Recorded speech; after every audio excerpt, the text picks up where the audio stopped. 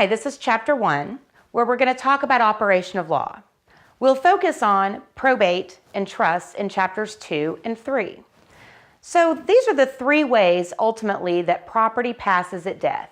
So meaning when you die, your property has to go in one of these boxes to get on down to your heirs. And heirs might mean a spouse or your children or a charitable beneficiary or siblings. So heirs is a very broad term that really means anyone that you want to leave your stuff to.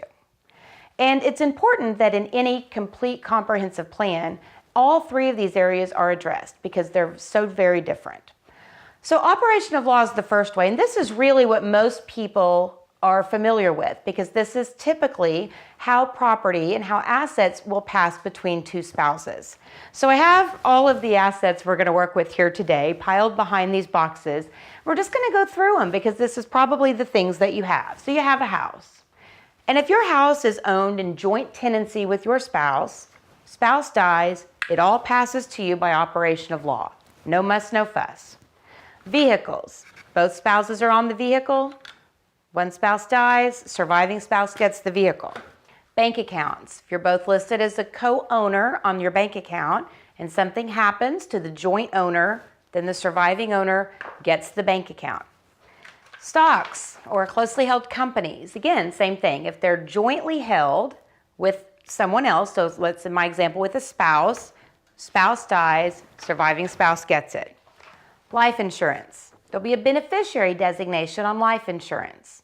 So life insurance automatically passes to the person that you have listed as the beneficiary on the policy. That's an operation of law transfer. IRAs. So that's really all qualified money, like 401ks, 403bs, teachers' retirement, all of those things are IRAs or qualified money accounts. Those have beneficiaries listed on them. So if something happens to you, they automatically go to the beneficiaries that you have listed. So that's how operation of law works. You either have to have a co-owner or a beneficiary designated. And it passes to that person or that other owner very easily, without any court involvement, directly to them. So go, all right, spouse died and I got everything, and so now I own it. Let's back up for 1 second and go, what happened if my brother were the beneficiary on my life insurance, but my will said everything goes to my spouse? Well, again, if it's in the operation of law box, that beneficiary designation will control. A will, and we'll talk about this later, goes through the probate box. So the will is the set of instructions. So if my instructions are different than my beneficiary designation, well, it depends. If the asset's in this box, it follows the instructions of a will. If it's in this box, then it follows the beneficiary designation on the life insurance or on the IRA. All right, so my spouse died. I inherited everything. I have it all back out of my box. I'm operating along, and I die. Well, you know, before I died, I had this great idea. It's like, I'm going to go put my kids on all my stuff so that when I die, it'll all go through operation of law, and my kids will have the easy transition that I had, and no problem, they'll all get it when I die without the court's involvement. Well, there's two main problems that go along with that. The first one is the liability factor. So with my lawyer hat on, the concern there and what I tell clients is the answer is just no. It's a bad idea. But why it's a bad idea is because if I put my children on my house as a joint tenant, yes, if I die, they get it. But what happens if they go out and get in a car wreck and get sued, or they're sued for malpractice, or they are going through a nasty divorce, or they have a small company and the other owner is, they have a judgment against each other. So if my child has a creditor or a judgment against them, that judgment can attach to my house. So I could lose my home to a problem that my kid has. My bank account could get garnished because of a liability or a creditor issue that my child had or the other co-owner.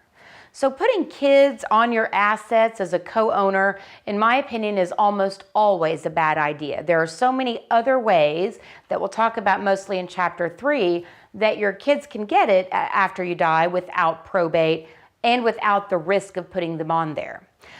One more other problem that attaches to it is with my accountant hat on is the capital gain issue. So what I mean by that is, let's say I paid $50,000 for my house. Or a lot of people in Oklahoma have family farms. So they paid $100 an acre and they die and it's worth $10,000 an acre. Well, in my example, we'll just stick with the house, but it's the same principle for a farm. So I paid $50,000 for my house. And when I die, it's worth $150,000. Well, if I just put my children on the deed as a joint tenant and they inherit it by operation of law, they get a carryover basis. That means I paid $50,000, their basis is $50,000. Then they go to sell it for $150,000, they will pay capital gain on that $100,000 difference. And you can see on a family farm that would be significant. And I always have people say, well, oh, it's the family farm, we'd never sell it. I have a client, they passed the family farm down for 4 generations. And I will say, when a big company comes in and writes them a check that has 2 commas in it, they decide they can sell the family farm. Problem is the capital gain factor there was very, very significant. And in that instance, it was actually over $1 million of capital gain they had to pay. So it's very, very important to take into consideration and to make sure the estate planner you're working with has a tax background so that you can explore not only the options of trust and saving probate, but also the tax implications of what kind of plan you pick and which one's right for you. So let's get back to the example of my spouse died and I inherited everything, and then what happens with it when I die? Well, we're going to leave a few things out because I didn't put my kids on my house, so that's going to stay out here. We'll talk about that in Chapter 2. My bank account, didn't put my kids on it. And I will say there's a difference in having an authorized signer and a co-owner on your bank account. So if you feel like your children are maybe just an authorized signer and not a co-owner, you need to check with your bank because those are set up completely differently. The one thing in my stack that will always go through operation of law is going to be the IRA. So qualified money will have a beneficiary listed on it, and that will go then through operation of law on down to the beneficiary.